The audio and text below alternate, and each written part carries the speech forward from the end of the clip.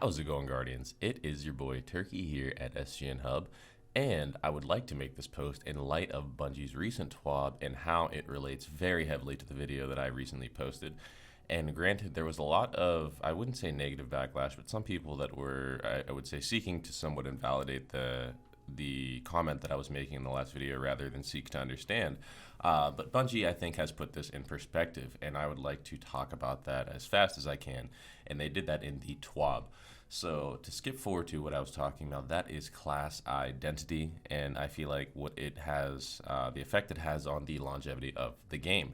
And without further ado, I'll just read to you guys this article, and I'll read to you their opinions about the current state of Titans and basically how it regards to even what I had said last week. So let's read this currently. Unbreakable will. Titans are the bulwarks of the fire team. They live and die on the front line of battle, barking out orders while never backing down from an encounter. Titans wield defensive staples like barricade and stasis crystals with practiced ease. They specialize in doling out life-saving buffs like void overshield and woven mail to their grateful fire teams, and they throw a mean right hook to boot. But Titans deserve a class identity that is more than the sum of its fists, something that I already like. The fact that they mentioned class identity, and I had mentioned that in the video. I was talking about how previously you'd always think of a warlock not necessarily as just a well, but I always thought of them as a healer in a sense, or the original identity of them, or what they did do, or the capability that they brought to a fire team. And the Titans as the defensive capability, the bulwarks, it just essentially what they're saying word for word. Oh, word for word, bar for bar. Oh, don't act like I didn't. Which made me really happy. Now let's move on to the second part. It says, we've heard your cries for more depth to Titan gameplay. That was, I think, as a result of the beginning of the season with the Prismatic Titan being the quote-unquote worst. And I didn't really even agree with that because of how strong Consecration was. But let's move on further. We've heard your cries for more depth to Titan gameplay and more viability in high-tier endgame content, and we agree with you. Titans have so much more to give than mere blunt force trauma.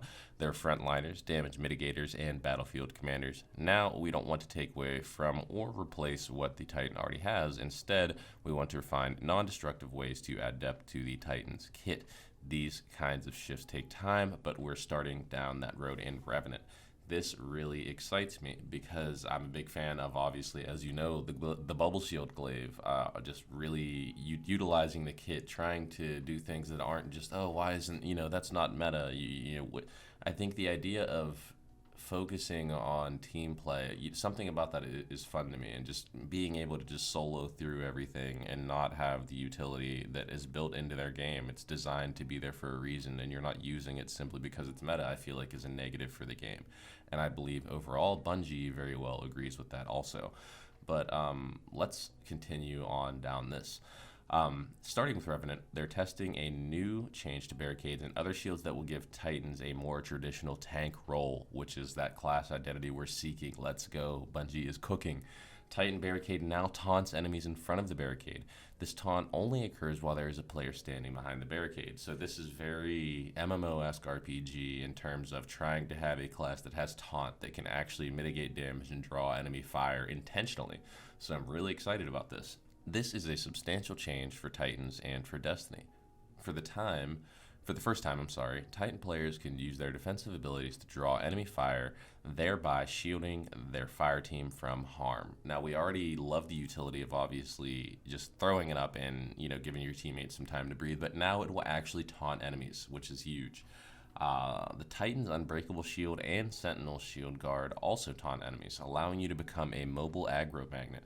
If this change plays well, we're hoping to add this functionality to more of the Titan's defensive abilities, such as Ward of Dawn in the future. While enemies typically prioritize bringing down the barricade above all else, there are combat situations where combatants may have higher priorities than the barricade, such as a Vex Wyvern with a directive to march toward a Conflux or a Cabal Legionary desperately trying to bring down a Guardian in their super. The barricade taunt doesn't turn enemies into mindless zombies, and enemies who are on a mission may prioritize that mission over the barricade, but for the general rank and file enemies you see in activities from patrols to raids, this has been quite fun in our playtests. One important detail about this change is that combatants now shoot at the barricade itself instead of at the guardian behind the barricade, making aiming at enemies from behind your barricade safer than before. Now that's interesting because it's almost like they're actively trying to destroy the barricade. So it's not necessarily like they said in mindless zombies. It's like they're actually trying to destroy the barricade so you can't use it for a long time as a defensive measure. So I like that. To support the Titans' new aggro lifestyle, we've made some adjustments to barricades and unbreakable. Towering barricade and rally barricade on all subclasses. Reduced non-boss combatant damage dealt to the barricade by 50%. Wow. Increased splash damage reduction from combatants for players. Splash damage reduction. From combatants for players behind the barricade from 20 to 60%. Wow. Barricades now grant moderate damage resistance versus combatants during cast animation. That's insane. It's almost like having an iframe slightly. I mean, obviously, but that's going to be even higher mitigation whenever you have woven mail and overshields on top of that. That is insane. Next up, damage blocked by unbreakable now generates grenade energy. Okay, we like that. Increased max health, max duration, the shield can be held. Okay. Forward movement speed now slows down briefly when the shield is shot.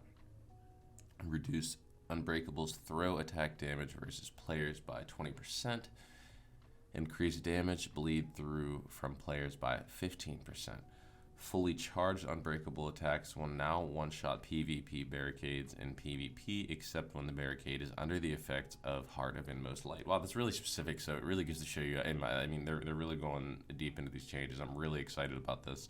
While we're here on the Unbreakable and Titans, we shouldn't mention Void Overshield. This is a staple of the Sentinel kit, and we think it could use a little help in PvE to better compete with other damage mitigation options. I agree 100%. I think Frost Armor and Woven Mail have definitely taken over in terms of the utility of it.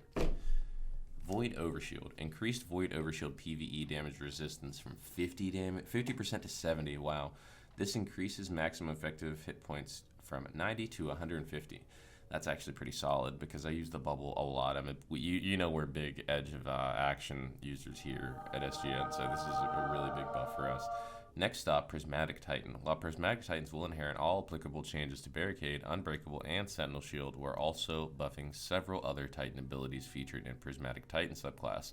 These changes are global, meaning that they are applicable to both the ability standard subclass and Prismatic.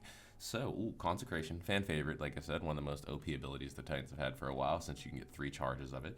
Consecration, Scorch and Slam waves now shatter stasis crystals. Now that's pretty big. Okay, I like that. For me, small changes like that are actually huge because if you're running like Behemoth or if you're running it gives you a reason to run Armamentarium with Prismatic Titan because you could have 2 glacial grenades, you could throw them twice and you could slam them twice because you get 3 charges. So that's another little bit of build crafting. Next up, Diamond Lance. Thrown or slammed Diamond Lances will now shatter stasis crystals. I didn't even know they didn't before. Slamming a Diamond Lance will grant you and nearby allies 2 stacks of Frost Armor. Okay, that's interesting. So free Frost Armor for slamming a Diamond Lance. That's pretty solid. Change the weapon tray HUD to display how many seconds are remaining before the Diamond Lance disappears like a tangle. Okay. Knockout. Melee kills now cancel health and shield stun, in addition to healing, allowing you to immediately start regenerating. Melee kills now cancel health and shield stun. Interesting. This is a revert of previous nerf that had too much of a negative effect on PvE. Okay. So slight buff to knockout. Immediate, I guess, start regeneration. That's actually a pretty solid buff to immediately start regenerating. So we like that as well. Shiver Strike now attaches a stasis explosive to 3rd target on impact. This detonation slows players and freezes combatants. Now refunds 80% melee on a whiff. Oh my gosh, that's huge. That is so huge. If you miss, you literally get almost a full charge back. Increased energy recharge rate by 12.5%. So this is huge. Immediately after landing a Shiver Strike attack, the attacker's melee ability is now suppressed for 0.5 seconds. Oh my goodness. This is going to be kind of saucy in PvP, I'm not going to lie. While not specifically a Prismatic Titan only option, we know they felt the nerf the most when the Faceted Command's cooldown was moved to 11 seconds. We agree that 11 seconds feels too long. Faceted Command / Echo of Domineering cooldown reduced from 11 seconds to 4. Oh my goodness. That is insane. A 7-second reduction. I like the revert though, so they're really listening to the community right now.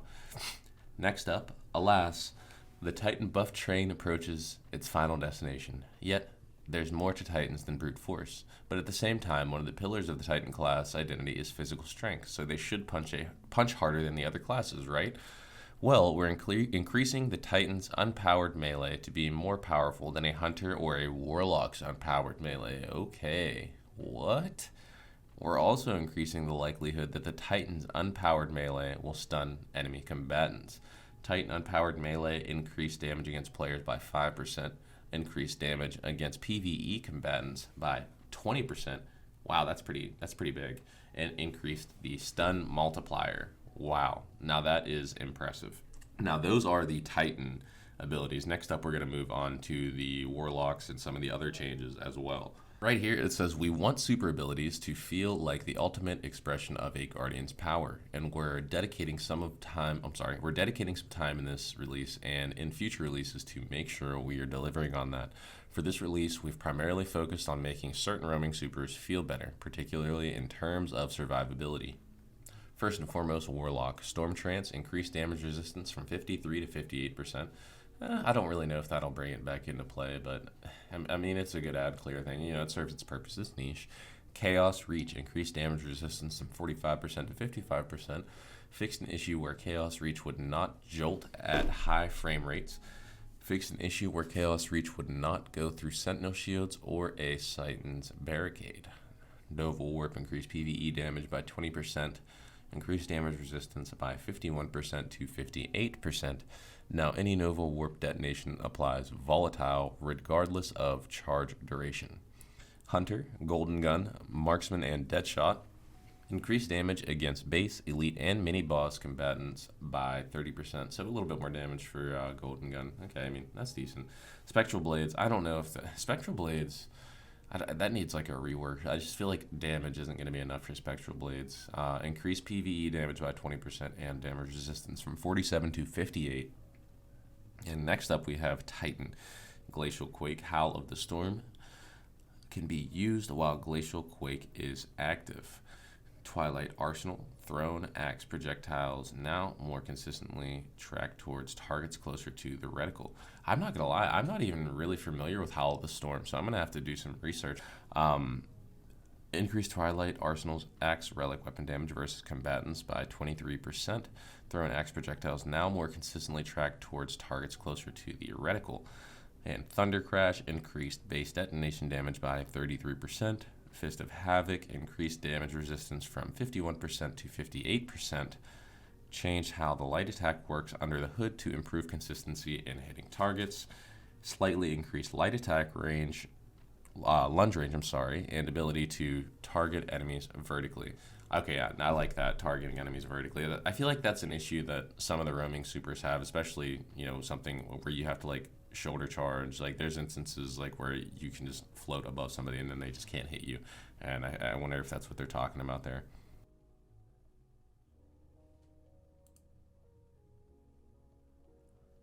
And now, approaching the tail end of the patch notes, for both Stormcallers and Prismatic Warlocks, we want to increase the usability of Lightning Surge. To support this, we are making 2 changes to it. Lightning Surge. The Warlock casting Lightning Surge now has a 50% damage resistance versus Titan barricades during the lunge. Casting Lightning Surge now also makes you amplified. Wait a second. Are you telling me Warlocks are gonna Lightning Surge dash between? That's crazy. They're gonna dash through Warlock Titan barricades. I mean, you gotta have a counter, I guess, but that's crazy. That's nuts. Casting Lightning Surge now also makes you amplified. Okay, this is kind of nuts. Yeah, that's a nuts buff to Lightning Surge, I'm not even gonna lie. Since the launch of the final shape, Prismatic Hunter is both a highly used and has been both a highly used and a highly effective subclass, according to our data. We've made some PvP-focused changes to Prismatic Hunter abilities during the past season, and will continue to monitor its PvP performance and make changes as necessary. In Revenant, we're making the following changes to Prismatic Hunter and other Hunter subclasses that feature these abilities. Hailfire Spike, Prismatic Grenade. Added projectile tracking and aim assist to increase consistency in hitting targets. Okay, I mean, I guess I can see that. It's really just the spike. It's kind of strange that, to add tracking on that. It's not really something I'm against or for, but it's whatever, I guess. Threaded Spectre, increased detonation damage against PvE combatants by 33%. A little more PvE viability. I like that. We take that. Swarm Grenade. Swarm Grenade submunitions are now easier for players to shoot down. Swarm Grenade submunitions can now chain detonate other submunitions when destroyed. Okay. On the PvE side, the Hunter's combination blow melee in particular has been a little too hot, so we're making some changes to make it more about damage than survivability. Ooh, uh-oh. Is this the nerf to the melee Hunters? Combination blow. Rescaled healing from a flat 80 hit points per kill to 180, 60, 40 per kill based on stat count. No longer clears health and shield stun on kill. Removed the 1.5 second internal cooldown on healing. And it says, wrapping up, that's all the combat gameplay team has to share today. We're hard at work on future releases, and we're more optimistic than ever about the future of Destiny and its sandbox. We're excited to take big swings, make dramatic changes, and deliver new innovations. In the short term, we hope you're looking forward to Revenant as much as we are. And this is just some stuff about, extra stuff, but we're not going to cover that. That's going to wrap all of it up. That's what we have, honestly, for all of the class changes. But truthfully, I really feel like they're genuinely listening to, not me, I'm not saying they're listening to Turkey here at SGN Hub, but I don't think I'm the only person complaining about the class identity thing. And just hopping into dungeons and I don't know, raids, yes, because they're harder content and you would hope somebody can carry, I guess, sometimes. But just hopping into content where you want to evenly contribute in a way that's unique and you don't feel like, oh, dude, we're all using the same gun, which is fine in some instances. But for me, it's just not. It's just not something I enjoy, is using the exact same thing as everybody else. But I think this is actually a really good step in the right direction, especially since we're talking about class identity. Well, I was personally, and I think they understand that having that class identity in a game that they want to survive is very important, and I think it is as well. And I hope they keep on taking steps in this direction. But I felt like it was important to put this video out there and let you guys know what I meant, because like I said, there were a lot of people that I felt like weren't really hearing exactly what I was saying. It's not necessarily about nerfs and things being available. It's about not only are things available, but the stuff that is available just seems useless because, first and foremost, everybody has it, and there's other things that just do what that exact same thing does so much better. You almost feel like you're stifling your team for trying to enjoy playing the game that you want to play it. And yeah, I guess that's really about it. Hopefully, like I said, they keep going this direction. It's been your boy Turkey here at SGN.